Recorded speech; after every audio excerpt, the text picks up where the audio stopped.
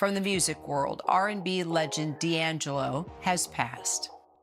Oh, sugar, when you're close to me, you love me right there. Before you get into the business, you really don't know what it's about until you get into it.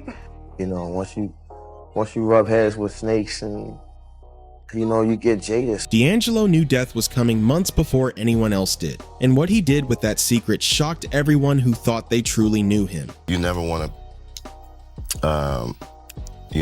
to be at a place where you feel like you've arrived. It's always an upward incline. His deathbed confessions flipped the script on everything people believed about his sudden disappearance. D'Angelo passed away on October 14, 2025, but the man who took his final breath in that Manhattan apartment had been preparing for that moment long before doctors ever mentioned pancreatic cancer. There's a lot of people just copying the same format.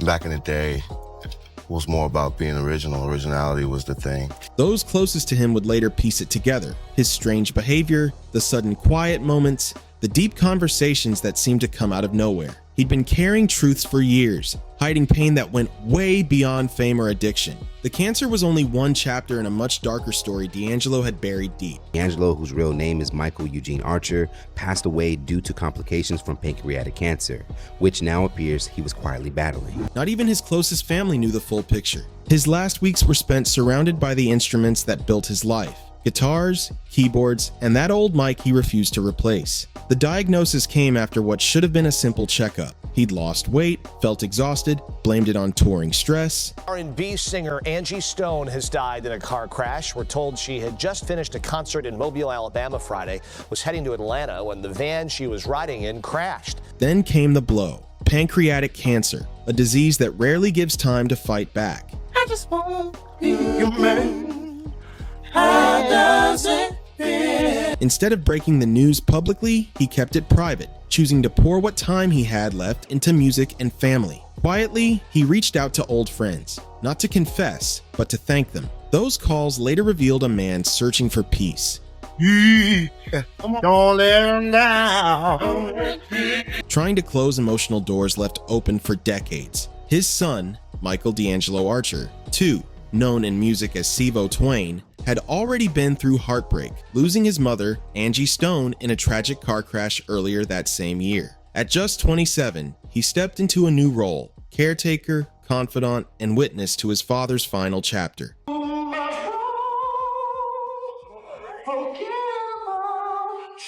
D'Angelo's decision to keep his illness hidden came from that same instinct that made him disappear after fame hit too hard. Even in the face of death, he protected his privacy with the same intensity he protected his art. There was no grand goodbye, no headline moment, just a message shared quietly among his circle. A wonderful feeling, such a wonderful lady, such a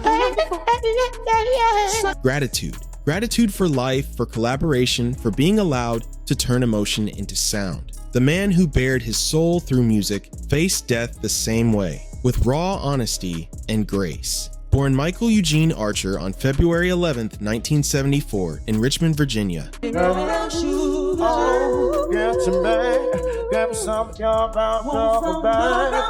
D'Angelo grew up in a home where music and faith were inseparable. His father, a Pentecostal preacher, filled the air with gospel hymns and spiritual shouts, while his mother brought rhythm and soul, the perfect mix that molded a genius. Their small Virginia home was his first real classroom. Every Sunday, he watched churchgoers lose themselves in rhythm, catching the spirit in ways words could never explain. Those moments shaped his sound, his soul, and his destiny. Those early years taught D'Angelo that music wasn't just sound, it was prayer, a sacred language that spoke what words never could. Oh, sugar, when you're close to me, you love me right now. Growing up in 1980s Richmond, he lived in a city split between old Southern ghosts and a rising wave of Black creativity and education. For young Michael, that mix was magic, the perfect classroom for a soul hungry for rhythm. At just 10 years old, he stumbled onto Prince's Purple Rain, and it hit him like lightning. When you're doing something different, it was funny because when I first dropped Voodoo, a lot of people didn't like it initially because it was different than Brown Sugar. One man creating entire worlds with instruments and emotion. That became Michael's blueprint for life. His mom saw the spark right away and signed him up for piano lessons, where he shocked teachers with how easily he could pick up complex chords and replay them by ear like he'd been born doing it. But his real education happened downstairs, in the church basement. Hours spent hunched over that old electric piano, layering sounds, experimenting, turning simple hymns into deep conversations between keys and soul. That was where D'Angelo was born. Then came the teenage years. You know what I'm saying? This is like a funk album, man. Natural progression from soul. The next step to soul was funk. Early Sly, a lot of early James Brown, a lot of early Funkadelic, Parliament.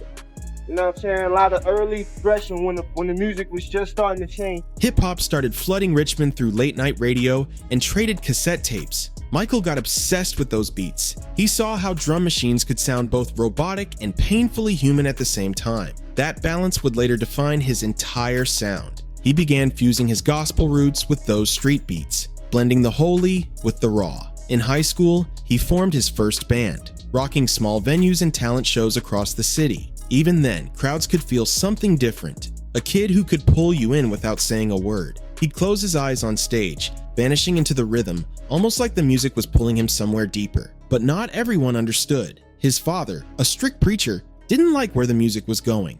I basically didn't know how to handle or to accept everything that happened. So, and then to just seeing everything. Because before you get into the business, you really don't know what it's about until you get it. To him, those new sounds weren't just secular, they were sinful. That tension would haunt Michael for years, shaping the fire that burned through his art. That tug of war between the sacred and the secular followed D'Angelo like a shadow. No matter how far he ran, he couldn't escape that inner battle. The preacher's son chasing art that his church would never fully accept. By his senior year, Michael was writing original songs that blended gospel's divine harmonies with the slick rhythms of modern R&B. His lyrics wrestled with desire, spirit, and self. Deep, dangerous topics that made his church elders both proud and uneasy. They couldn't deny the power in his sound, but they whispered about how close it danced to sin. When Michael decided to go pro, he knew it meant leaving home, leaving Richmond's safety for New York City's chaos. That bus ride north was more than just a move. It was a leap of faith and rebellion all at once. He was walking away from the church that raised him to chase a world built on fame, money, and temptation. The kid who arrived in early 90s New York was armed with a church-trained ear and the raw hunger of a man ready to prove himself. And the timing couldn't have been better. The city was alive, a melting pot of soul, funk, and hip-hop. And the industry was desperate for something real. That's when Michael Eugene Archer became D'Angelo. He took his middle name and fused it with his admiration for Michelangelo, claiming artistry that went way beyond making hits. His demo, recorded in a dusty basement with borrowed gear, sounded nothing like the polished R&B flooding radio stations. And that's exactly why it worked. The imperfections made it real, the grain in his voice made it human, and the simplicity made it unforgettable. When record execs heard it, they couldn't explain what drew them in, but they knew they'd found something raw that couldn't be faked. That's how Brown Sugar was born. Creating that debut album turned into a marathon of obsession. D'Angelo refused shortcuts. He played nearly every instrument himself, layering sound after sound until each track felt alive. It wasn't just music anymore, it was a world you could step inside. But genius has a cost. He pushed producers away, clashed with engineers, and drove everyone crazy, chasing the perfect balance of soul and seduction. The title track, Brown Sugar, captured his obsession perfectly. How desire, rhythm, and spirit could all hit the same nerve, making you feel both holy and sinful at the same time. Brown Sugar wasn't just a love song it was a double-meaning masterpiece. It was about a woman, sure, but also about the seductive pull of music itself. The metaphors blurred the line between passion and art until you couldn't tell where one ended and the other began. The production was slick but simple. A tight drum groove, a smooth bass line, and D'Angelo's voice floating through the mix like smoke you could almost feel. When Brown Sugar dropped in 1995, it flipped the R&B scene upside down. It didn't just sell 3 million copies, it rewrote the playbook. Suddenly, every young artist wanted to blend soul's roots with the freshness of the new sound. Lauryn Hill, Erykah Badu, and Maxwell all credited that album with changing the game. But while fame opened doors, it also pulled D'Angelo into a world he wasn't built for. On stage, he was untouchable, smooth, spiritual, magnetic. But the moment cameras turned on for interviews, he shrank back. His answers were deep but short, almost like talking about the music would break its spell. Still, his collaborations from that era became timeless. His duet with Lauryn Hill on Nothing Even Matters felt like eavesdropping on two souls in sync, soft, raw, and real. And his work on The Roots' Illadelph Half-Life proved how his gospel-trained harmonies could slide perfectly into hip-hop without losing authenticity. But fame has a dark side. The spotlight started focusing on everything except the music. Reporters obsessed over his skin tone, his hair, his body, treating him like an image more than an artist. That hit him hard. He began realizing that being a black man in R&B came with expectations that had nothing to do with sound or skill. As pressure mounted for a follow-up, D'Angelo dove deeper into the studio, chasing something pure, something perfect. Nights turned into mornings. Songs changed completely between sessions. He wasn't chasing hits anymore, he was chasing truth through sound. And that obsession, that hunger for something real, would soon take him somewhere even darker. Musicians from that era said working with D'Angelo was like chasing a ghost. He was obsessed with capturing something just out of reach. Every session felt like a hunt for a sound only he could hear, something raw and spiritual that perfection itself couldn't touch. The time between albums stretched on, 5 long years. In that gap, the industry started whispering. The same execs who once praised his artistic freedom were now pushing him to speed up, to compromise, to make radio music.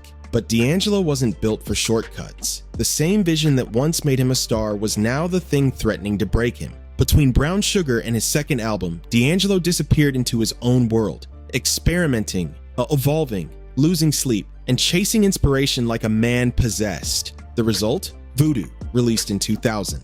An album that felt both ancient and futuristic at the same time. He gathered a dream team, Questlove on drums, Pino Palladino on bass, and Mike Campbell on guitar. Together, they formed what many later called the neo-soul supergroup. Recording moved between New York and Virginia, with D'Angelo obsessed with capturing that raw live energy. No fake polish, no perfect loops, just music that breathed. The groove was revolutionary. Instead of rigid, quantized beats, he and Questlove added human flaws, little timing slips that made the rhythm feel alive, pulsing like a heartbeat. Those offbeat patterns became known as drunk drumming, a sound that reshaped modern R&B forever. But voodoo wasn't just about rhythm. It was about temptation, spirit, and the struggle between creation and destruction. Tracks like Devil's Pie dug into the hunger that drives artists to both greatness and ruin, while Playa Playa revealed the emotional cost of fame and love. The album blurred the line between the sacred and the sensual. D'Angelo turned desire into art,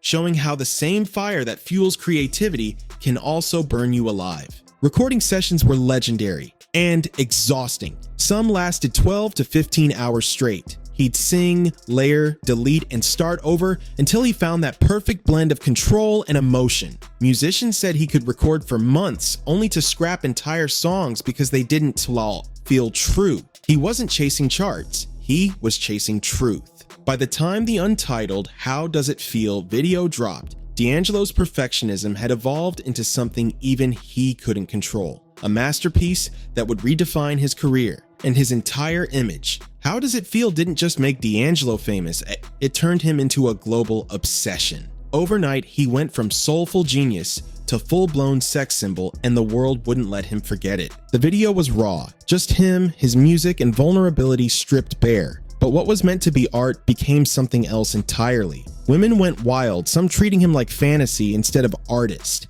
Meanwhile, male critics couldn't decide if he was owning his image or being owned by it. Suddenly, his body was more famous than his voice. When Voodoo dropped, the praise was endless. Grammys, awards, interviews, all calling him the future of R&B. But behind the trophies, D'Angelo was crumbling. Fans screamed through his slow songs, drowning out the intimacy he fought to create. He wanted connection. They wanted the man from the video. Record labels smelled profit and demanded he do it again. But D'Angelo wasn't built for that game. He refused to become a product, skipping photo shoots, ignoring press, shutting down interviews. He hated how people saw him. Not as a soul artist, but as some fantasy for their screens. The fame that once fueled his dreams had turned into a trap. The same man who wanted his music to speak louder than his face now felt caged by an image he never asked for. Slowly, he started to pull away. Canceled shows, missed studio sessions, then silence. By the early 2000s, D'Angelo had completely vanished, gone from the spotlight for 14 years. Record execs panicked. Millions had been invested, studios booked, producers hired, yet D'Angelo wouldn't show up. Some days he'd call in, most days he wouldn't. People started whispering that he'd disappeared for good. The physical transformation that began for the untitled video spiraled out of control. The workout routines got harsher, the dieting stricter. Friends said he was obsessed with chasing the image the world had forced on him, pushing his body until he lost the very soul that drew people in. The strong, confident D'Angelo from the stage grew thinner, weaker, like the weight of fame itself was eating him alive. Then came the breaking point. In 2001, during a European festival performance, D'Angelo stumbled onto stage drunk, slurring words to songs that once came from his heart. Fans were shocked. This wasn't the same man they'd worshipped, and when his close friend and collaborator, Jay Dilla, passed away in 2006, it shattered him completely. The grief ran deep. Dilla had been more than a partner in music. He was family. That loss pushed D'Angelo even further into isolation, where the world's brightest new star faded into silence, leaving nothing but rumors and heartbreak behind. How Does It Feel didn't just launch a hit, it flipped D'Angelo's entire world upside down. Overnight, he went from being a respected soul genius to an unexpected sex symbol, trapped inside an image he never meant to create. The video was pure vulnerability. No gimmicks, no flash, just D'Angelo and the music. But the reaction went way beyond what he imagined. Women were obsessed, treating him like fantasy come alive, while male critics couldn't decide if he was controlling his image or being controlled by it. Suddenly, his art wasn't the headline, his body was. When Voodoo dropped, the world crowned him a legend. Grammy wins, awards, endless praise, D'Angelo was now seen as the heartbeat of a new generation of R&B. But fame came with noise he couldn't silence. Fans screamed through his slow songs, killing the mood his music needed. He wanted people to feel, but they wanted to stare. Record labels wanted more of the same. More sex appeal, more skin, more sales. But D'Angelo wasn't having it. He refused to play that game, canceling interviews, skipping photo shoots, and shutting down promotion. He hated how the world saw him, not as a soul craftsman, but as a product. The fame that once lifted him now became a cage. He was suffocating inside an image that had nothing to do with who he really was. So he did what no one expected. He disappeared, canceled tours, ignored calls, moved back to Virginia, and went silent for 14 years. Behind the scenes, the industry panicked. Virgin Records had poured millions into him, booking studios, hiring teams, waiting for the next masterpiece. But D'Angelo wouldn't show up. He'd vanish for weeks, leaving musicians and engineers waiting in empty studios, wondering if he was ever coming back. What started as dedication to fitness for the untitled video spiraled into something dark. Friends said he became obsessed with his body, training nonstop, starving himself, chasing an impossible standard that drained both his energy and his soul. The once powerful performer grew frail, a ghost of the man fans once cheered for. Then came the breaking point. 2001, a European festival. D'Angelo hit the stage clearly drunk, forgetting lyrics to songs that had once poured from his heart. The audience was stunned. The myth was cracking. And when his friend and collaborator Jay Dilla died in 2006, it shattered whatever strength he had left. That loss cut deep. Dilla wasn't just a producer, he was D'Angelo's brother in sound and spirit. After that, the silence wasn't just avoidance anymore. It was grief. It was exile. And for years, it looked like he might never return. The man who once vanished from fame came back stronger, wiser, and finally at peace. In interviews and performances, you could see it. That calm confidence of someone who had made peace with his flaws and turned them into power. When D'Angelo dropped Black Messiah out of nowhere in December 2014, the entire industry froze. 14 years of silence. And then, boom, a masterpiece. The album debuted at number 5 on the Billboard 200, with critics calling it one of the greatest comebacks in modern music. Fans who had waited over a decade said it was worth every second. This wasn't just a return, it was redemption. D'Angelo proved he could evolve without losing his soul. He didn't chase trends or fame this time. He created on his own terms. The success of Black Messiah brought him something money could never buy: peace. For the first time in his adult life, D'Angelo found balance. He was making music that fed his spirit instead of draining it. The man who once punished himself chasing perfection finally learned how to create without breaking himself apart. That new financial freedom gave him space to breathe, to turn down what didn't feel right, and to only move when inspiration was real. His health became sacred. Gone were the brutal workouts and crash diets. He started taking care of his body the right way, building strength instead of chasing an image. The obsession was gone, replaced with discipline and self-love, and people noticed. The same community that once thought of him as unpredictable now saw him as a legend, a mentor. Younger artists came to him for guidance, soaking up his wisdom like gospel. Old friends from the neo-soul era reconnected not as rivals, but as family again. But behind that peace, something else was quietly building. The fatigue, the pain, the subtle signs that time was catching up. He brushed it off as just age, just years of living and performing, never realizing it was something deeper, something deadly creeping beneath the surface. He kept it private, just like he always had, protecting his peace, protecting his people, and guarding the fragile happiness he'd fought so hard to build. D'Angelo's final years weren't defined by fame or fear. They were defined by freedom. He finally learned how to live, love, and create without losing himself in the process. But even as his light dimmed, his music kept shining brighter, proof that peace and passion can coexist if you fight hard enough to find them. If you made it this far, drop a comment on what D'Angelo's journey means to you. Don't forget to like, subscribe, and I'll see you on the next one.